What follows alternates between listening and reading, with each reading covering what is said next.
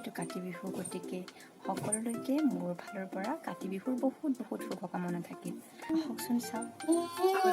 উঠিছে উঠি গা পা ধুইছে হেপী কাতি বিহু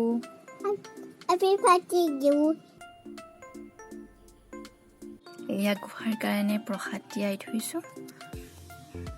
এয়া গধূলি চাকি জ্বলাই দিব লাগিব যিহেতু তাৰ কাৰণে চাকিকেইখন ধুই পেলাই ৰ'দত শুকাবলৈ দিছোঁ আৰু গোসাঁই ভাত তাত খাই পেলাই দুপৰীয়াৰ হামুটো মাৰিলে এয়া মুখখন মেলি আছে চাওকচোন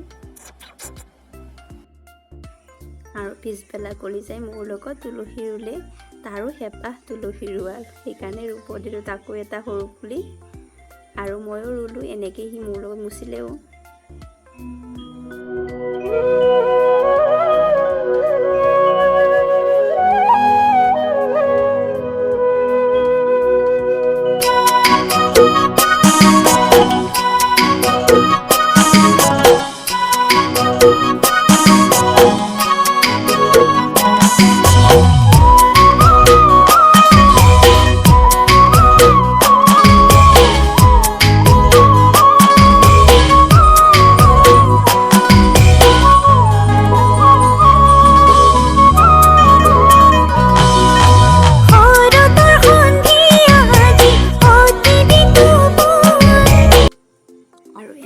অৱশেষত প্ৰসাদ ভঙা হ'ল আৰু চবেই মিলি আমি প্ৰসাদ খালোঁ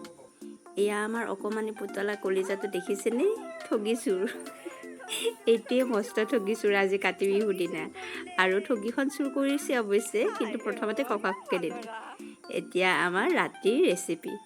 এয়া কৈছিলোঁ নহয় আপোনালোকক এয়া হৈছে আমাৰ আপেল পনীৰ আপেলেৰে পনীৰ বনোৱা গৈছে আৰু বহুত খাবলৈ টেষ্টি হৈছে যদি ৰেচিপিটো লাগে আপোনালোকক পিছত শ্বেয়াৰ কৰিম এয়া দেখিছেনে কি ধুনীয়া হৈছে গতিকে আজিৰ কাৰণে এইখিনিয়ে আমাৰো খোৱা লোৱা হ'ল ভিডিঅ'টো ইমানখিনিয়ে আছিল যদি ভিডিঅ'টো চাই ভাল লাগিছে লাইক শ্বেয়াৰ ছাবস্ক্ৰাইব কৰিব